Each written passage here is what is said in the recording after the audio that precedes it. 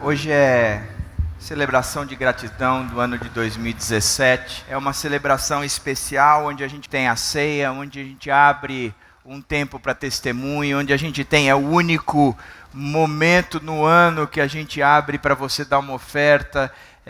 Hoje é um encontro especial. Por que nós fazemos agora? Porque foi instituído que na quarta quinta-feira do mês de novembro seria o dia de ações de graças. Eu sempre achei que era a última. Eu estava pronto para comemorar quinta-feira que vem. Aí, quando eu percebi, foi quinta-feira da semana passada, perdi o dia de ações de graças, não vou poder mais participar de um dia de ações de graças na minha casa. Mentira, tá, gente? Quinta-feira agora a gente vai fazer, mesmo porque eu estou achando que era na quinta, na última, mas na verdade é na quarta. Significa que a gente está comemorando ou celebrando, agradecidos, de fato, o que Deus tem feito por nós no ano de 2017. Muita coisa Deus tem feito. Só que a primeira coisa que nós precisamos lembrar é olhar para a ceia que a gente vai participar agora. A ceia é o nosso principal e talvez o único e suficiente motivo de fato de gratidão. Quando Paulo ele ensina aos que estavam perto dele aquilo que ele tinha aprendido de Jesus Cristo, ele diz que o Senhor Jesus, na noite que foi traído, ele tomou o pão e tendo dado graças, partiu e disse: isto é o meu corpo que é dado em favor de vocês, façam isso em memória de mim. Da mesma forma, depois da ceia, ele tomou o cálice e disse: esse cálice é a nova aliança no meu sangue. Façam isso sempre que o beberem em memória de mim. Porque sempre que comerem deste pão e beberem deste cálice, vocês anunciam a morte do Senhor até que ele venha. Paulo instrui a respeito da ceia, fundamentando naquilo que ele tinha recebido do Senhor, ele passa para os discípulos. E ele diz: olha, eu quero começar dizendo o seguinte: na noite em que Jesus Cristo foi traído. Ele começa com um movimento bastante interessante que para nós talvez seja ilógico. Como é que ele pode ensinar a respeito da ceia, trazer para nós um conceito tão brilhante, bacana de salvação que é a ceia, mas ele começa intitulando na noite em que ele foi traído? Porque eu acho, isso é uma pura, um puro feeling meu, uma pura descrição minha, de que o que ele estava querendo nos dizer é que a vida é isso mesmo, ela é cheia de contratempos, ela é cheia de dificuldades. A vida aqui nessa terra não é uma vida fácil, onde a gente vai olhar e dizer, há um mar de rosas. Entretanto, mesmo sendo traído, o que nos traz vida nesta vida é o que Jesus Cristo fez na cruz. E o que ele traz como conceito é: a traição é uma realidade nas nossas vidas, mas não é isso que importa. O que eu quero que vocês entendam é o significado do meu sacrifício na cruz. Mas antes de tudo, ele começa com uma palavra de gratidão. E a ceia é um movimento de gratidão. Ele diz que o Senhor Jesus, na noite em que foi traído, tomou o pão e, tendo dado graças, partiu e disse. Tendo dado graças. Interessante que tem alguns pastores que gostam de frisar em cima deste movimento. Aquilo que Deus recebeu, Jesus recebeu o pão, ele deu graças e partiu. Em outras palavras, aquilo que nós recebemos de Deus nunca deve ser nosso. A gente agradece e distribui, a gente agradece e reparte, a gente agradece e oferece para quem não tem. Entretanto, o que eu acho interessante é que o próprio Jesus, ele nos ensina algo que é contra a nossa cultura. Ele recebeu algo e ele agradeceu a Deus por aquilo que ele havia recebido. Ou seja, mesmo na noite em que ele seria traído, sabendo de todo esse movimento que ia contra algo que ele desejaria, a condição padrão de uma vida boa, ele sabendo de tudo isso, ele ainda assim tem um coração grato. A gratidão é algo que Jesus Cristo nos ensina. Nós vivemos num mundo, numa cultura que valoriza sempre aquilo que nós não temos. Já parou para pensar nessa semana? Na quinta-feira nós celebramos o dia de ação de graças. Agradecemos a Deus tudo aquilo que nós recebemos. E muitos levantaram de madrugada para uma Black Friday para correr atrás daquilo que não tinha. Que loucura! Que mundo é esse? Um mundo onde o que nós vivemos e o que nós temos não nos é suficiente. A gente agradece, mas precisa de algo mais, sempre. A gente agradece, mas precisa correr atrás de algo como se isso não satisfizesse ou preenchesse o vazio que existe dentro de nós. Eu gosto muito de pensar no movimento do próprio Deus quando Ele estabelece os 10 mandamentos.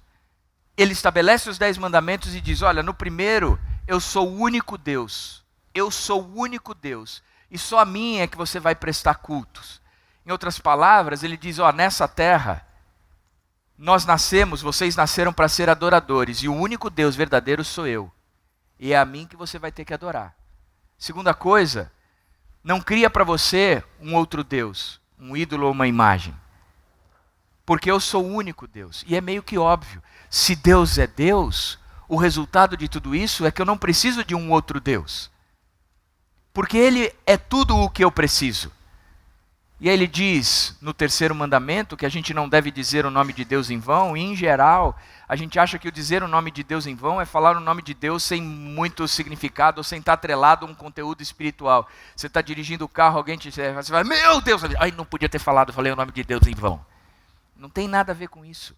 O dizer o nome de Deus em vão é quando você entende que Deus é o único Deus, mas na prática você está criando outros deuses para a sua vida. Significa que a sua teoria, aquilo que você fala versus aquilo que você pratica, está em dissonância. E por causa disso você precisa entrar em consonância. Aquilo que você crê tem a ver com aquilo que você pratica. Aquilo que você fala tem a ver com aquilo que você vive. Então você não deve falar o nome de Deus em vão. Quando você não vive o que você crê. Aí ele diz, eu sou o único Deus. Você não vai criar um outro Deus. E você vai ter coerência de vida. E nos outros 2, ele diz, você vai descansar para avaliar se eu sou o único Deus. Você vai parar no meio da tua semana para ver se você está caminhando de acordo comigo ou você está dissonante em relação a tudo isso. E digo mais, que é uma maneira de você checar, avaliar se você está de acordo com isso. Honra teu pai e tua mãe, porque a maneira como você trata teu pai e tua mãe exemplifica muito a tua relação com Deus. Honra teu pai e tua mãe. Ele vem dando os 10 mandamentos, não para controlar o povo, mas para ilustrar o povo quem é o Deus. E ele começa dizendo, Deus é o meu único Deus. E ele termina dizendo, não cobiçarás. Você não precisa de mais nada além do que você tem. O que você tem é suficiente. Você não precisa desejar mais nada, porque Deus é o seu Deus. Por Ele ser o seu Deus, tudo o que você tem é suficiente para você. Sabe quem aprendeu isso? Davi no Salmo 23. O Senhor é meu pastor e nada me faltará. O Senhor é o meu pastor e o meu cálice transborda. Gostei muito da versão do Guia Marino musicada, quando ele diz, o Senhor é o meu pastor e aquilo que eu não tenho eu não preciso. Pois é, só que nós estamos numa geração que aprendeu a viver descontente com o que tem e sempre desejando algo mais, sempre querendo o que não tem. Se arruma um cargo, no mesmo dia que arrumou um cargo, um trabalho, já quer um cargo maior. Se arrumou um carro, já quer um carro melhor. Se tem uma casa, não está satisfeita com a casa, tem que ter uma casa melhor. Se tem um relacionamento, não está satisfeito com aquele relacionamento, precisa ter um relacionamento melhor. É o tempo todo correndo atrás de algo melhor, algo que preenche, algo que contemple. Interessante de ver, quando Paulo ensina em 2 Timóteo para os seus para Timóteo, que era pastor em Éfeso, e Paulo está ensinando o jovem Timóteo a ser um bom pastor naquela igreja. Ele diz no capítulo 3 da primeira carta de Timóteo, dizendo, sobrevirão tempos difíceis. Presta atenção, Timóteo. Se liga, Timóteo. Vai ter um tempo duro, vai ter um tempo difícil, você vai enfrentar várias lutas, e os últimos tempos serão caracterizados dessa maneira. E ele apresenta 19 características que os homens e as mulheres, 19 adjetivos que os homens e as mulheres estão vivendo, que são marcas do final do tempo. Ele diz, esses homens e as mulheres, e não são homens e mulheres de fora da igreja, mas são de dentro da igreja, porque Paulo está ensinando um jovem pastor que lidera uma comunidade cristã, e ele está dizendo, este povo que você lidera, nos últimos tempos, que serão dias difíceis, tempos terríveis, eles terão marcas, características, 19 delas. Serão avarentos, egoístas, desobedientes aos pais, que não amam a família, irreconciliáveis. E ele diz, e este povo será ingrato. Ingratidão é a marca desses caras. Significa que eles nunca estarão felizes ou contentes com o que eles têm. Serão ingratos. E Jesus quebra tudo isso na noite que foi traído, dando graças, sendo grato. Que Deus incrível. Ele diz, escuta, o mundo é isso mesmo. Tem traição para todo lado. Mas tem algo que vocês têm, que é maior do que tudo isso. Por isso sejam gratos. Pegou o pão, deu graças, partiu e distribuiu. Gratidão tem que ser a nossa marca. Gratidão é a característica do cristão genuíno. Gratidão é a característica daquele que segue a Cristo. E ele chega no texto e diz o seguinte, que o Senhor Jesus, na noite em que foi traído, tomou o pão e, tendo dado graças, partiu e disse, isto é o meu corpo que é dado em favor de vocês. Façam isso em memória de mim. Jesus chega dizendo, tem uma condição terrível que vocês vivem. O pecado é algo que traz a morte para vocês. Porque o pecado é a rebelião para com Deus. Deus, o Senhor deixou de ser o meu Deus, eu criei outros deuses para mim, por isso eu vivo nessa marca, aonde uma das características finais da minha vida é que eu continuo insatisfeito com tudo e continuo correndo atrás de tudo para ver se algo me preenche. E eu continuo nessa loucura por uma característica simples, o Senhor não é o Deus da minha vida. O Senhor não é o meu pastor. Eu não tenho no Senhor tudo o que eu preciso. Por isso criei outros deuses, por isso criei outras marcas, das quais eu saio correndo atrás, porque eu desejo tudo, eu cobiço tudo, eu almejo tudo. E não é porque eu sou mau, mas é porque existe um vazio dentro de mim. O vazio que é Deus ser o meu Deus, Jesus Cristo ser o meu Senhor. O sacrifício dele preencher a minha existência. Enquanto isso não acontece, o resultado é que eu saio correndo atrás de qualquer coisa que possa preencher a minha vida. A verdade que a Bíblia nos diz, que quando nós optamos por excluir Deus de ser o Deus da nossa vida, nós estamos mortos nos nossos próprios pecados e delitos. Nós somos mortos porque nós vivemos segundo os desejos da nossa própria carne, as inclinações do que está aqui dentro, do meu coração, os desejos egoístas, de achar que eu posso adulterar, como diz um dos 10 mandamentos.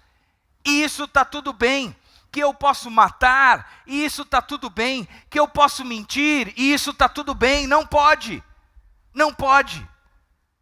Não pode, porque isso não preenche o vazio da sua vida, que é ter Deus como Deus. Isso só evidencia a sua morte, a morte no vínculo de Deus, da pessoa de Deus, de ter Deus como o único Deus.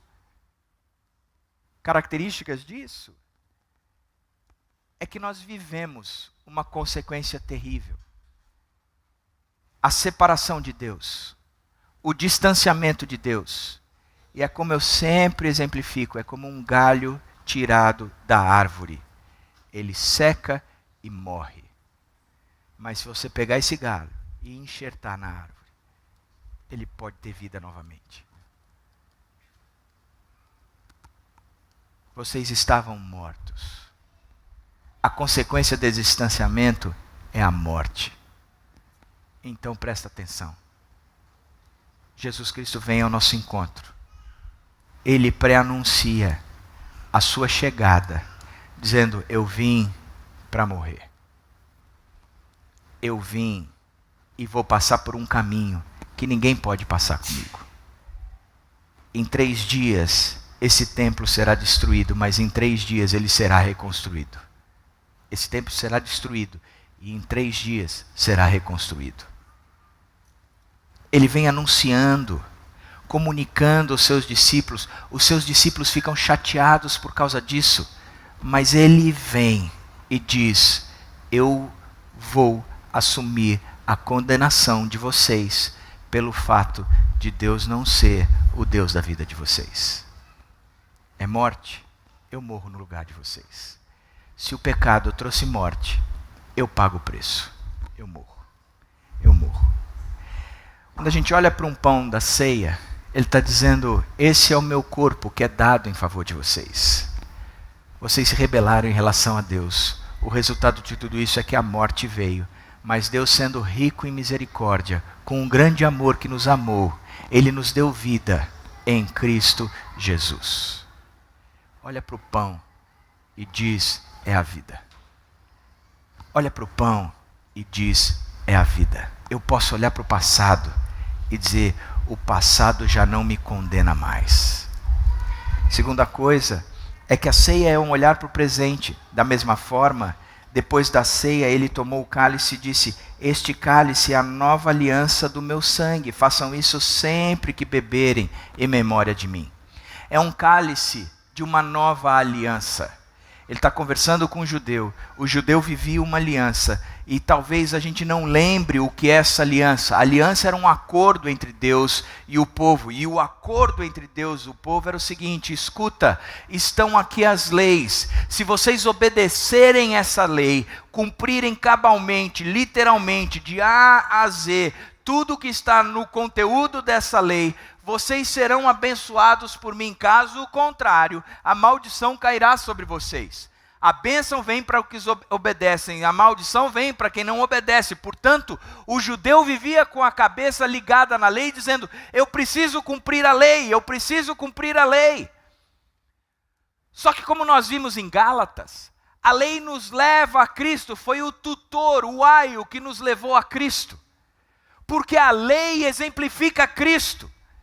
Só pode viver a lei Cristo, só cumpre a lei Cristo. Ninguém mais chega lá. Só que o próprio Deus sabia disso. E ele estabelece uma condição. A lei vai te levar a Cristo. Quando você olhar a lei, você vai enxergar, visualizar o próprio Cristo. Mas tem algo mais.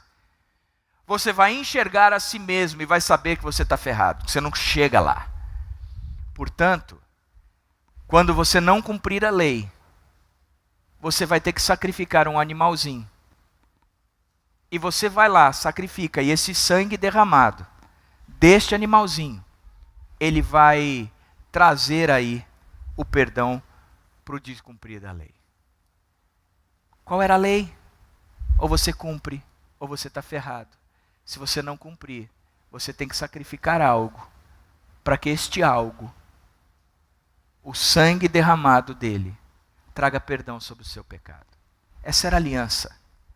Jesus Cristo chega e diz: este é o meu corpo que é dado em favor de vocês. E esse cálice é o sangue que representa a nova aliança que eu tenho com vocês. Uma aliança que nenhum animal mais precisará ser sacrificado. É uma aliança que daqui para frente, o que eu fiz e farei na cruz, ela é suficiente por toda a eternidade. Que Deus! Que coisa! Que declaração de amor! O Deus que veio ao nosso encontro simplesmente porque nos ama, o Deus movido por amor, que chega e diz: vocês nunca vão cumprir a lei, porque nunca vão cumprir a lei, sempre um animal terá que ser sacrificado. Portanto, como o Hebreu diz, daqui para frente, este será o sacrifício eterno, não haverá mais a necessidade de nenhum outro sacrifício, o próprio Deus se sacrifica em nosso lugar. A partir daí, nós temos vida. E é interessante de pensar, porque ele muda o conceito. Quando vocês estavam nas trevas, vocês viviam como as trevas, na tentativa de achar um Deus que suprisse esse buraco de vocês.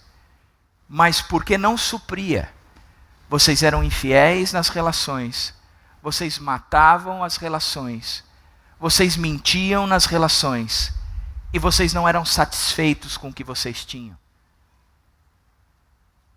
Vocês viviam essa loucura.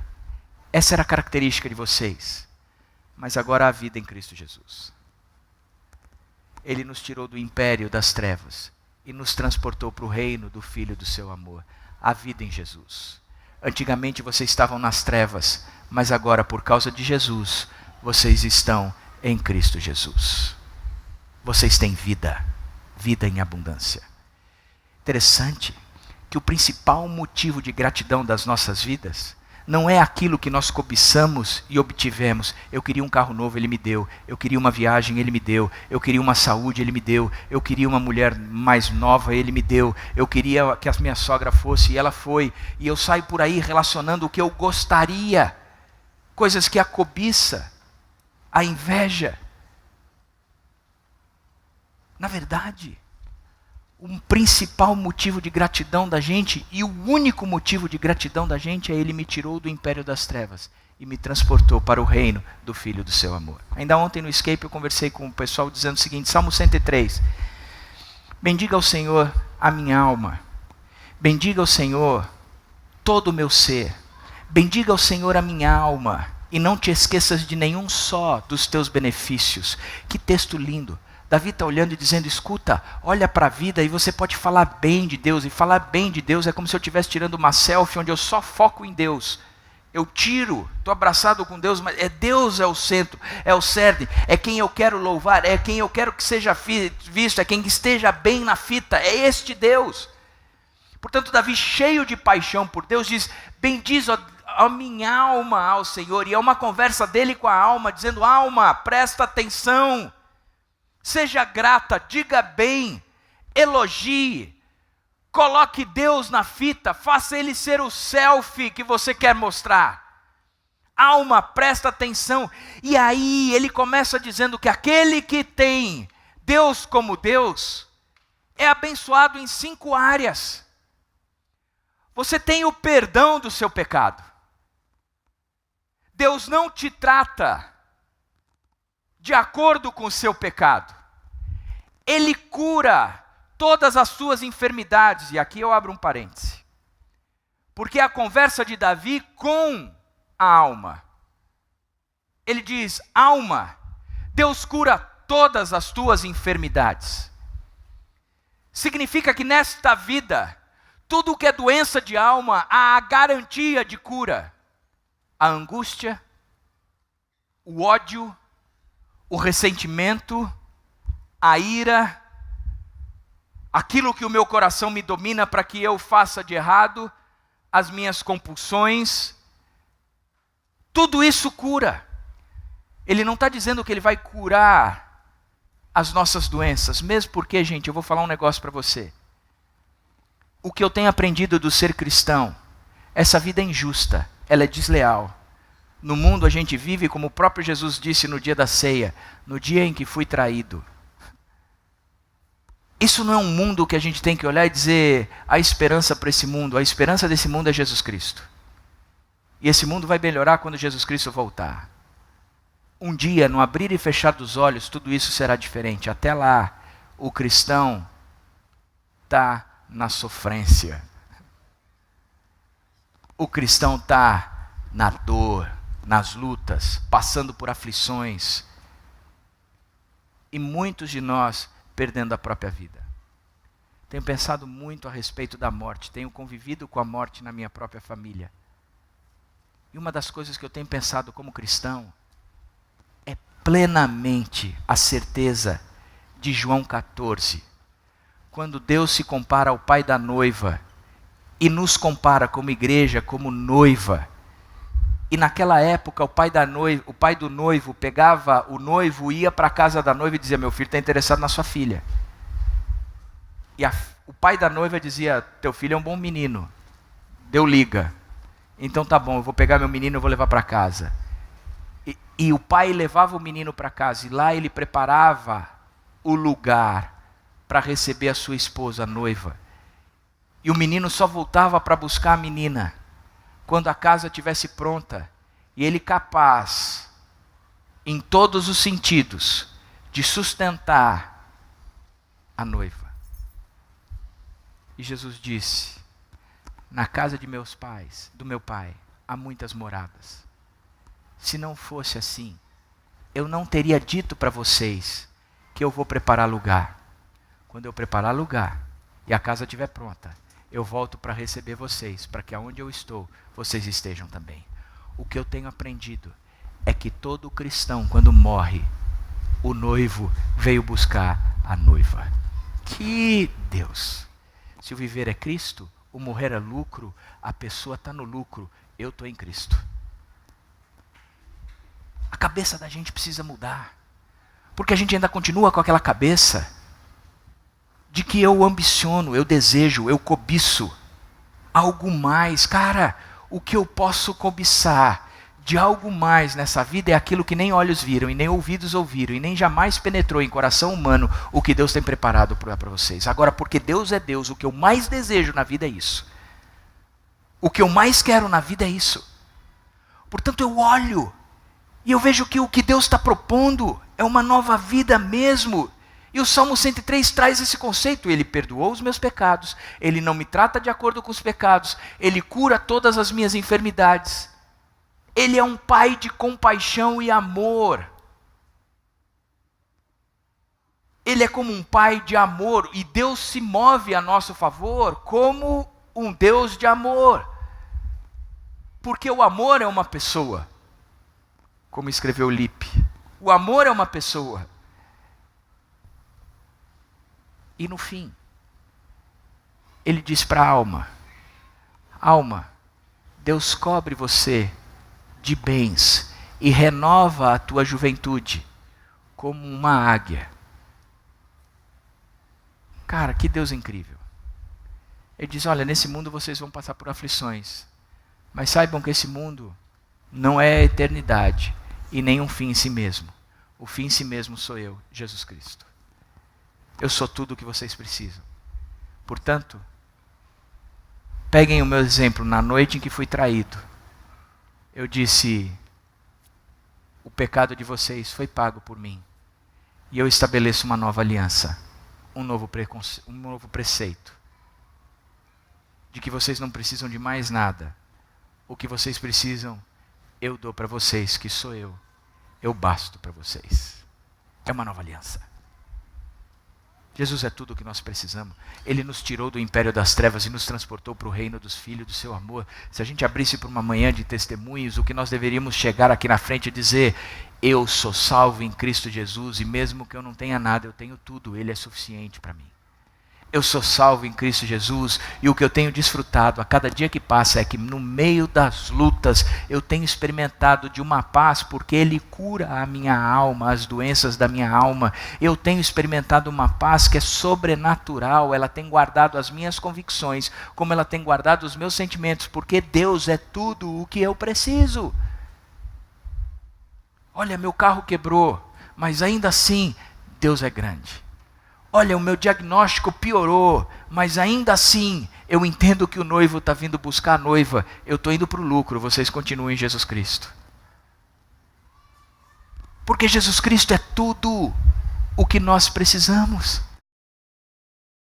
Por isso ele termina a instrução dizendo, porque sempre que comerem deste pão e beberem deste cálice, vocês anunciam a morte do Senhor até que Ele venha.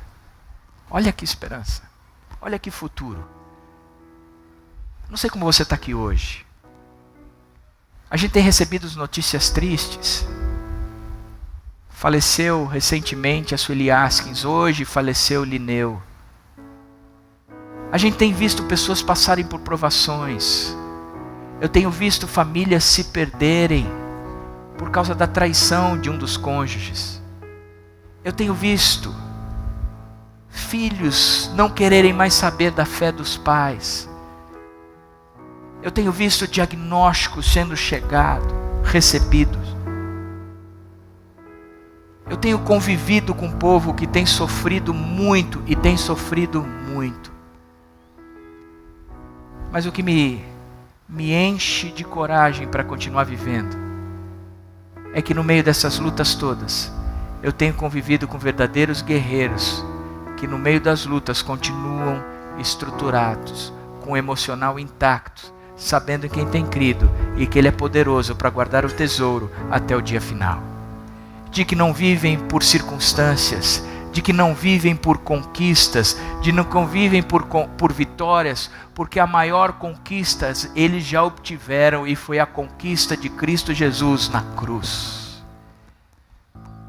Não preciso de mais nada, eu só preciso de Cristo. O Senhor é o meu pastor e aquilo que eu não tenho não me faz falta, porque o que eu tenho preenche tudo. O Senhor é o meu pastor e o que eu não tenho não me faz falta, porque mesmo que eu ande pelo vale da sombra da morte, eu não temerei coisa alguma, porque mesmo aquilo que eu não tenho, não me faz falta, porque o que eu tenho estará comigo, enquanto eu estiver passando pelo vale da sombra da morte. Porque nessa vida, gente, o que vale é Jesus Cristo. E Ele disse, eu estou indo preparar lugar, e quando estiver pronto, eu vou voltar, e eu vou te receber, e a gente vai morar juntos, porque aonde eu estou, você vai estar também. Saiba que o lugar que eu estou preparando é na casa do meu Pai, e o meu Pai garante todas as coisas. Quando lá estiver pronto, fica firme, porque eu volto e eu vou receber vocês. E o que nós temos que fazer? Olhar para a ceia, para o pão e para o cálice, anunciando a morte de Cristo, a vitória de ter Cristo nas nossas mãos, a vitória de poder desfrutar de um Cristo que nos ama, de um Deus que nos quer, de um Deus que é amor. Olhar para tudo isso e dizer, escuta, eu tenho isso nas mãos, essa mensagem nas mãos, mas não é algo que fica nas minhas mãos, porque um dia Ele vai voltar, e Ele mesmo ministrará essa ceia, porque o símbolo da ceia é Ele. É Ele. Que dia, quando toda lágrima for enxuta, quando toda lágrima for extirpada, quando toda dor acabar, quando o sofrimento não existir mais, quando eu me encontrar com aqueles que foram e estavam lá na casa do noivo primeiro do que eu, quando o noivo reunir a igreja, a noiva, e dizer, daqui para frente, aonde eu estou, vocês estarão comigo sempre. Por isso a ceia é celebrar o convite de casamento do noivo, o save the date, dizendo, tá aqui, ó, é garantia, um dia nós vamos celebrar isso juntos. A data já está marcada, o Pai sabe, um dia, diz Tessalonicenses, ao som da ordem deles, os anjos vão tocar, e a gente vai se encontrar com esse noivo. E eu espero que este dia seja o mais breve possível. O mais breve possível. É hora da gente participar da ceia. Que mensagem a ceia nos traz? Tudo o que nós precisamos, nós já temos. Tudo o que nós precisamos, nós já temos. Olha na sua mão, o pão e o cálice.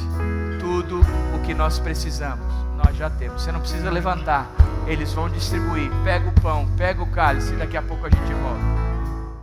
Nós estamos com os dois elementos que simbolizam o pão e o cálice, o corpo e o sangue. É o Snapchat de Deus para nós.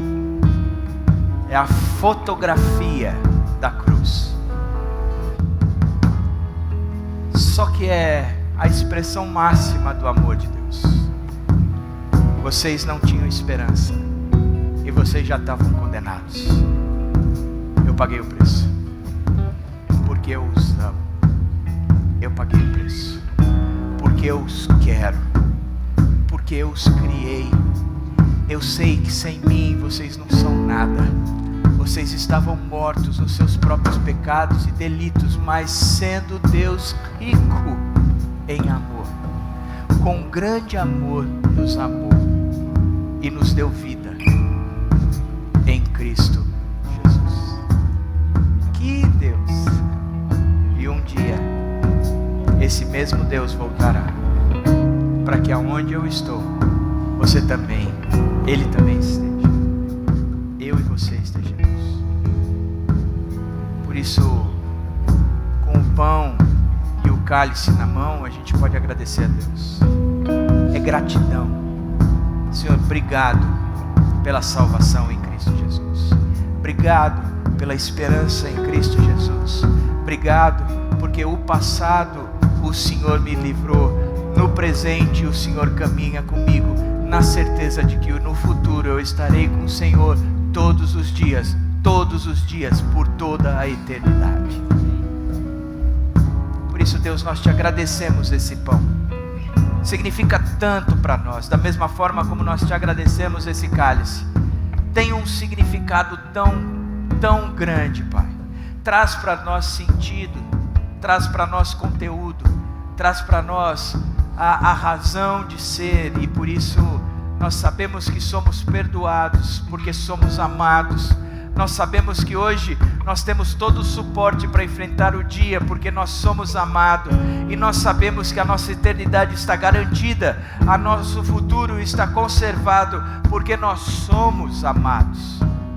Agradecemos o pão e agradecemos o cálice, em nome de Jesus Cristo. E é em nome de Jesus Cristo que nós tomamos juntos. Vamos comer e beber desse cálice. Que Deus abençoe.